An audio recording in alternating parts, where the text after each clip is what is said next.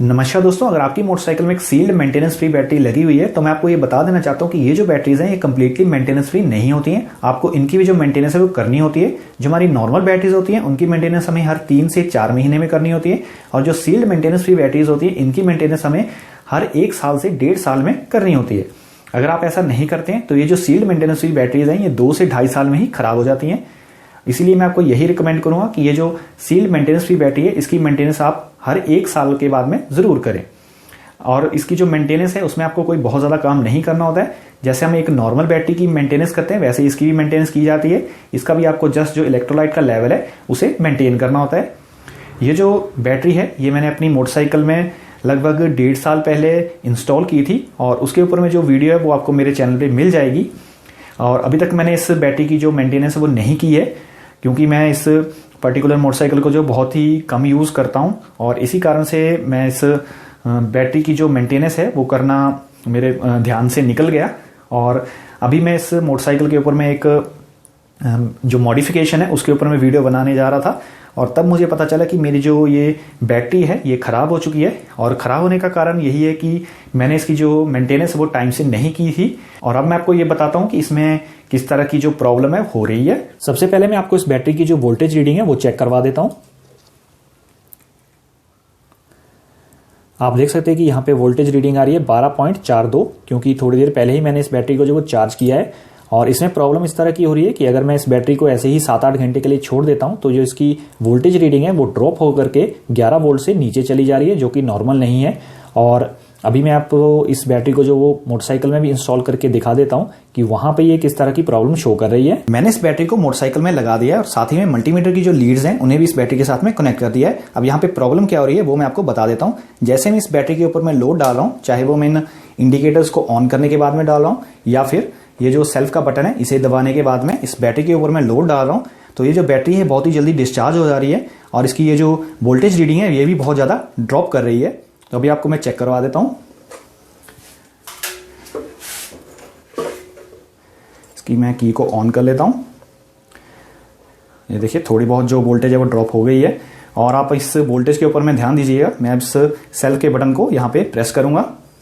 ये देखिए सेल्फ थोड़ी बहुत जो वो सेल्फ का रिले में आवाज़ आई, लेकिन यहाँ पे जो वोल्टेज ड्रॉप है वो देखिए कि कितनी ज़्यादा ड्रॉप कर रही है, 3-4 वोल्ट तक जा रही है।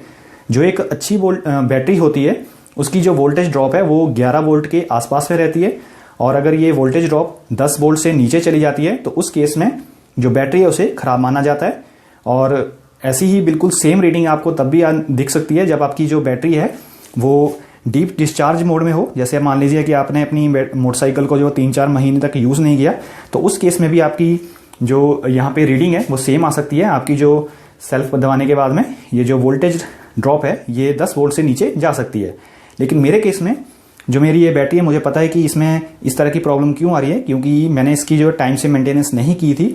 इसमें जो इलेक्ट्रोलाइट का लेवल है उसे मैंने डिस्टिल वाटर डाल के टॉप अप नहीं किया, इस कारण से ये प्रॉब्लम आ रही है। अब मुझे जस्ट इसकी जो मेंटेनेंस करनी है, तो आइए इसकी मेंटेनेंस करते हैं। इस बैटरी की मेंटेनेंस करने के लिए इसके ऊपर में ये जो प्लास्टिक का कवर लगा हुआ है पहले इसे ओपन करना पड़ेगा, और इसे ओपन करने के लिए साइड्स पे आपको ये 2 कट देखने को मिल रहे होंगे। सेम कट जो है वो दूसरी साइड पे आपको देखने को मिल जाएंगे। आपको इन कट्स में जो है वो एक छोटा सा स्क्रू ड्राइवर लेना है, और इस स्क्रू ड्राइवर की मदद से इन कट्स में इसे लगा करके आपको जो अपने हाथों से इसे कुछ इस तरह से हिट करना है। और ये जो प्लास्टिक का कवर है थोड़ा बहुत यहाँ पर जो है वो ऊपर की तरफ को उठा लेना है आपको।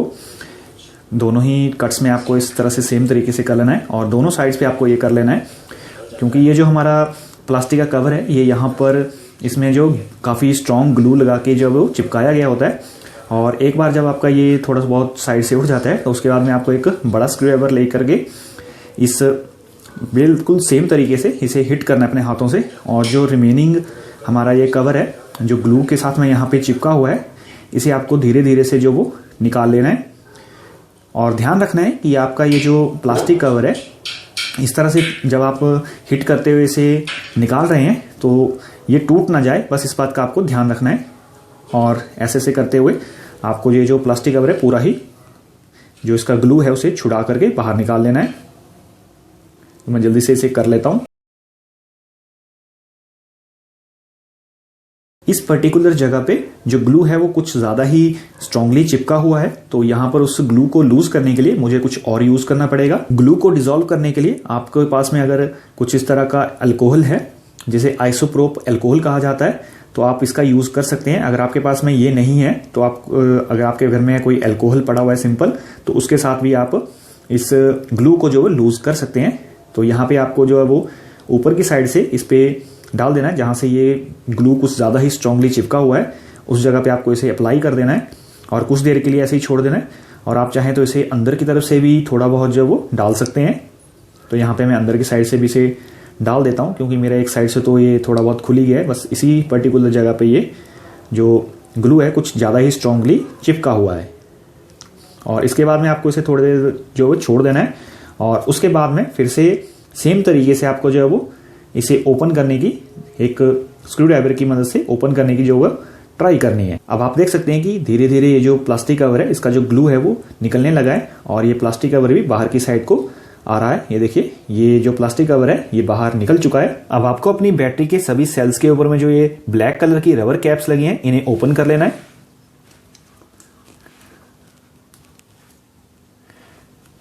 और इसके बाद में सभी सेल्स का जो इलेक्ट्रोलाइट का लेवल है उसे आपको चेक कर लेना है।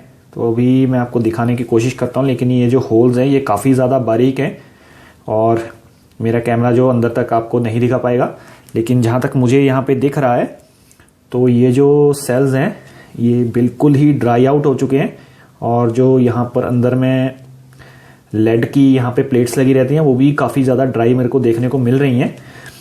और इसे मैं जो शेक कर रहा हूँ तो बहुत ही कम मुझे इसमें लग रहा है कि इलेक्ट्रोलाइट बचा हुआ है।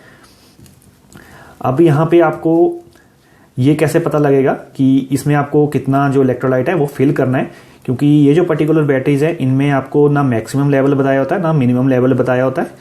तो हर एक जो बैटरी है उसका जो मिनिमम लेवल होता है वो जहाँ तक इसकी जो हमारी इसमें बैटरी में जो लेड की प्लेट्स लगी रहती हैं वहाँ पर इसका मिनिमम लेवल होता है। मतलब जो लेड प्लेट्स होती हैं उनको हमेशा ही हम जो इलेक्ट्रोलाइट है उसके बीच में ही डूबा रहना चाहिए, तभी ये प्रॉपर्ली वर्क करती हैं। तो ये जो हमारी बैटरी है यहाँ पे अगर साइड पे आप देखेंगे यहाँ पे ये एक लाइन जैसी बनी हुई है, ये वाली जो हमारी इस बैटरी के अंदर में लेड प्लेट्स लगी हुई हैं उनकी हाइट इस पर्टिकुलर लाइन तक रहती हैं। तो हमारा ये जो लाइन है ये हमारी होगी मिनिमम लेवल। इस मिनिमम लेवल तक हमारा इलेक्ट्रोलाइट का लेवल होना चाहिए। और मैक्सिमम लेवल जो है वो कहाँ तक होना चाहिए उसके लिए आपको मैं बताता हूँ। ये जो हमारे यहाँ पर आपको होल दिख रहे हैं इसका जो बॉटम साइड है वो इसकी इस पॉइंट तक रहती है। ये जो ये वाला हिस्सा यहाँ तक इस होल की जो है बॉटम साइड है। और इसके बिल्कुल ये नीचे वाली के साथ में अगर आप देखेंगे मिला के तो ये जो बिल्कुल हाफ इसका बनता है यहाँ तक इसका मैक्सिमम लेवल होता है। आप चाहें तो वैसे इसे इस होल के जो बॉटम है उस तक भी फिल कर सकते हैं, लेकिन वो मैं आपको रिकमेंड नहीं करूंगा, क्योंकि हमारे इस बैटरी के अंदर में जब केमिकल रिएक्शंस होती हैं तो उस टाइम में जो भी गैसेस वगैरह निकलती हैं उन्हें भी थोड़ा बहुत जो वो स्पेस चाहिए होता है। तो इसलिए आपको जो मैक्सिमम लेवल है वो इन दोनों लाइंस के बिल्कुल बीच में आपको रखना है। और अब इसमें आपको जो है वो डिस्टिल वाटर डालने के लिए आपको बाजार से कुछ इस तरह का एक बैटरी वाटर मिलता है। ये आपको बहुत ही आसानी से किसी भी बैटरी शॉप पे मिल जाएगा और ये आपको जो है वो 20 रुपीज़ पर लीटर के हिसाब से मिल जाता है। आपको यही जो बैटरी वाटर है इस बैटरी में डालना है, इसके अलावा कोई और पानी आपको नहीं डालना है। सिंपल टैप वाटर या फिर आरओ का पानी आपको नहीं डालना है। ये स्पेशली जो बैटरी वाटर है ये इन बैटरीज में डालने के लिए बना रहता है। तो इसे डालने के लिए आपको जो है वो एक इस तरह की सिरिंज ले आनी है, क्योंकि ये जो होल्स हैं इस बैटरी के जो होल्स हैं ये बहुत ही बारीक हैं और इसे आप डायरेक्ट फिल नहीं कर पाएंगे। इसके ज़रिए सिरिंज के ज़रिए आप बहुत ही आसानी से इसे फिल कर पाएंगे। तो मैं आपको बता देता हूँ कि आपको इसे किस तरह से फिल करना है। आपको इसकी जो नीडल कुछ इस तरह से ले लेनी है और बॉटल से आपको जो सिरिंज है उसे फिल कर लेना है। और इसके बाद में आपको जिस भी सेल में से डालना है उसे आपको कुछ इस तरह से आपको पकड़ के रखना है। आपको जो इसकी ये मेटल वाली पार्ट है, नीडल है, इसे बिल्कुल अंदर डाल देना है। आपको इस तरह से पूरा नहीं डालना है, क्योंकि अगर आप इस तरह से करेंगे तो ये एकदम से बाहर आ सकता है। आपको कुछ इस तरह से पकड़ना है, क्योंकि जब आप इसमें ये जो डिस्टिल वाटर है वो डालेंगे तो जो भी अंदर में एयर वगैरह होगी उसे बाहर निकलने में आसानी होगी। और अब आपको इसको जो है वो बहुत ही धीरे धीरे इस तरह से इसमें जो डिस्टिल वाटर है वो डालते जाना है। अगर आप एकदम से डालेंगे तो हो सकता है ये एकदम से बाहर की तरफ को आ जाए, तो आपको बहुत ही धीरे धीरे इसमें इसे डिस्टिल वाटर को डालना है। और जो मैंने आपको लेवल बताए हैं, जो यहाँ पे मैंने आपको मैक्सिमम लेवल बताया, उसी तक आपको इसे फिल करना है। मान लीजिए कि आपसे गलती से जो यहाँ पर डिस्टिल वाटर है वो ज़्यादा डल जाता है, तो उस केस में आपको नीडल से कुछ इस तरह से डाल करके इसे वापिस से ऊपर की तरफ को इस तरह से खींच लेना, जो भी एक्स्ट्रा होगा। और नेक्स्ट वाले जो सेल है उसमें आपको उस एक्स्ट्रा वाले जो भी पानी है उसे इसमें डाल देना है। अगर मान लीजिए कि आपसे बिल्कुल लास्ट वाले पे जो एक्स्ट्रा वाटर है वो डल जाता है, तो उस केस में भी आप घबराइए मत, आपको नीडल डाल के उसे जो एक्स्ट्रा वाटर उसे बाहर को निकाल लेना है। और इससे आपकी जो बैटरी है उस पर कोई ज़्यादा फर्क नहीं पड़ता है, क्योंकि हमने जो अभी ये फ्रेश जो डिस्टिल वाटर इसमें डाला होता है वो अंदर वाले जो हमारा एसिड होता है उसके साथ मिक्स नहीं होता है, इसलिए कोई ज़्यादा फर्क नहीं पड़ेगा। तो मैं जल्दी से अपने इन सभी सेल्स में जो वो इस डिस्टिल वाटर से जो इसे टॉप अप कर लेता हूँ।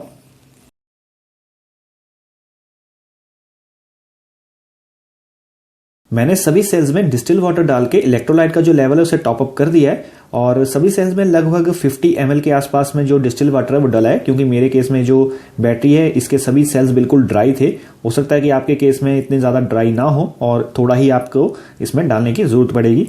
अब इसके बाद आप चाहें तो इन कैप्स को वापस से इस तरह से लगा करके जो आपका ये प्लास्टिक वाला कवर है इसे आप फेविक्विक के साथ में यहाँ पर वापस से चिपका सकते हैं। लेकिन मैं जो हूँ ऐसा नहीं करता हूँ, मैं हमेशा ही एक प्रिकॉशन लेके चलता हूँ, क्योंकि इसके बाद में हमें इस बैटरी को जो वो चार्ज भी करना होता है। तो आप जो है अपनी बैटरी को जो वो, अगर आपके पास में कुछ चार्जर है तो आप इसे चार्जर के साथ में चार्ज कर सकते हैं। मैं अपनी बैटरी को जो वो एक इन्वर्टर के साथ में यहाँ पे चार्ज करने जा रहा हूँ। अगर आपके पास में घर में इन्वर्टर है तो आप इन्वर्टर के साथ भी इसे चार्ज कर सकते हैं। और इन्वर्टर के साथ में आपको इसे किस तरह से चार्ज करना होता है उसके ऊपर भी आपको जो वीडियो मेरे चैनल पे मिल जाएगी। तो अगर आपके पास में चार्जर भी नहीं है और इन्वर्टर भी नहीं है और आप एक रेगुलर टाइमिंग पे अपनी बैटरी की जो इस तरह से मेंटेनेंस कर रहे हैं, तो आप अगर इसे जस्ट अपनी मोटरसाइकिल में भी लगा देंगे तो वहाँ पे भी ये अच्छे से चार्ज हो जाएगी। मेंटेनेंस के बाद में इस तरह से चार्जिंग करना बहुत ज़रूरी है, ताकि जो आपने इसमें फ्रेश डिस्टिल वाटर डाला है वो अंदर में जो भी एसिड था उसके साथ में अच्छी तरह से मिक्स हो जाए और आपकी जो बैटरी है अच्छे परफॉर्म करना शुरू कर दे। तो इस तरह से आपको इस बैटरी को जो चार्ज कर लेना है। मैंने इस बैटरी को चार्ज कर लिया है और इसे चार्ज करने के लिए मुझे 2.5 घंटे लगे हैं, क्योंकि मेरे केस में जो बैटरी है ये डीप डिस्चार्ज मोड में थी और नॉर्मल केसेस में बैटरी को चार्ज करने के लिए आपको 10 से 15 मिनट ही लगते हैं। अब मैं इसकी जो चार्जिंग वाली वायर्स है इन्हें निकाल देता हूँ। तो हमेशा ही आपको जो ध्यान रखना है कि सबसे पहले आपको नेगेटिव वाली जो वायर है उसे निकालना है और उसके बाद में आपको जो पॉजिटिव वाली वायर है उसे निकालना है। अब मैं आपको यहाँ पर इसकी जो वोल्टेज है वो भी चेक करवा देता हूँ।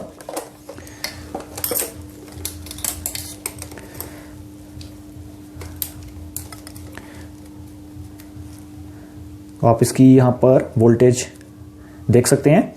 जो वोल्टेज है वो आ रही है 12.88 और ये वैसे धीरे धीरे जो वो यहाँ देखिए अभी इसकी 12.87 हो गई, तो ये धीरे धीरे जो यहाँ पर कम होती जाएगी और ये जाकर के 12.40 से लेके 12.60 तक जो है जाकर के स्टेबल हो जाएगी।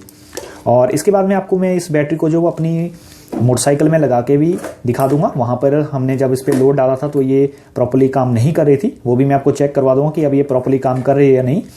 और मेंटेनेंस करने के बाद में आपको अपनी जो ये इसकी रबर कैप्स हैं ये वापस से लगा देनी है। मैंने काफ़ी सारे लोगों को देखा है कि इन कैप्स को लगाने के बाद में वो यहाँ पर इन कैप्स को कट करके या फिर यहाँ पर होल लगा देते हैं किसी तरह से। तो आपको ऐसा बिल्कुल भी नहीं करना है, क्योंकि कंपनी ने इन्हें इसी तरह से डिज़ाइन किया होता है और ये यहाँ पे रबर की इसीलिए बनाई जाती हैं ताकि जब भी आपकी इस बैटरी के अंदर में कोई केमिकल रिएक्शन होती है और जो इसमें जो गैसेस बनती हैं, अगर उन गैसेस का जो प्रेशर है थोड़ा ज़्यादा होगा तो ये जो रबर कैप्स हैं ये फूल जाएंगी और फूल करके जो भी एक्स्ट्रा गैस या फिर पानी होगा वो जैसे यहाँ पे ये बाहर आ गया है तो वो इन होल से होते हुए इन रबर कैप्स को थोड़ा सा फुला देगी और वो बाहर निकल आएगा। और अगर मान लीजिए कि यहाँ पर जो पानी है वो ज़्यादा हो जाता है, इकट्ठा हो जाता है, तो ये देखिए ये साइड पे यहाँ पर ये कट जैसा बना हुआ है, इस कट के ज़रिए जो भी गैसेस या फिर एक्स्ट्रा पानी होता है वो यहाँ से निकल जाता है। इसलिए आपको ये ध्यान रखना है कि आपको इनमें किसी भी तरह का कट नहीं लगाना है। आपको जैसे ये पहले लगी थी वैसे ही यहाँ पे लगा देनी है। आपको सिंपली इस तरह से सभी कैप्स को जो यहाँ पे रख देना है। और ये जो यहाँ पे थोड़ा बहुत पानी यहाँ पर निकला हुआ है चार्जिंग के बाद में, इसे आपको या तो सिरिंज की मदद से खींच के यहाँ पर क्लीन कर लेना है, या फिर आप कपड़े की मदद से यहाँ पर क्लीन कर सकते हैं। तो मैं इन कैप्स को पहले लगा देता हूँ, और इसके बाद में ये जो हमने इसकी यहाँ पर कवर प्लेट निकाली थी, इस कवर प्लेट को आपको यहाँ पे चिपका देना है। किसी भी ग्लू के साथ आप इसे यहाँ पे चिपका सकते हैं। मैंने इस बैटरी को मोटरसाइकिल में लगा दिया है। अब मैं इसके ऊपर में लोड डाल के आपको इसकी जो वोल्टेज ड्रॉप है वो चेक करवा देता हूँ। और यहाँ पर मैं अब इस सेल्फ के बटन को दबा करके इसके ऊपर मैं लोड डालूंगा। आप इसकी जो वोल्टेज ड्रॉप है वो देखिएगा। मेरी मोटरसाइकिल की जो सेल्फ है वो काम नहीं करती है, लेकिन इसका जो रिले है वो प्रॉपर्ली वर्क करता है। आपको उसकी आवाज भी आएगी। आप इसकी जो वोल्टेज ड्रॉप है वो देखिएगा। तो मैं इसे दबाता हूँ यहाँ पर। आप देख सकते हैं कि इसकी जो वोल्टेज ड्रॉप है वो जा रही है 11.6 के आसपास में। मैं फिर से एक बार इसे दबाता हूं। आप देख सकते हैं 11.64 तक भी ये जा रही है, ड्रॉप कर रही है, लेकिन 11 से ऊपर रह रही है। तो और पहले इसकी जो वोल्टेज ड्रॉप है वो 10 वोल्ट से नीचे जा रही थी, 3-4 वोल्ट तक चली जा रही थी। तो अब मैंने इसकी प्रॉपर्ली मेंटेनेंस कर दी है और ये जो हमारी बैटरी है बिल्कुल सही हो गई है। तो आप भी कुछ इस तरह से अपनी मोटरसाइकिल की जो बैटरी है उसकी मेंटेनेंस कर सकते हैं और उसे उसकी जो लाइफ है उसे इंक्रीज कर सकते हैं, उसे प्रॉपर्ली वर्किंग कंडीशन में ला सकते हैं। अगर आपको ये वीडियो अच्छी लगी हो तो इस वीडियो को लाइक जरूर करिएगा और ऐसी आगे आने वाली वीडियोस देखने के लिए मेरे चैनल को सब्सक्राइब भी कर लीजिएगा। वीडियो देखने के लिए धन्यवाद।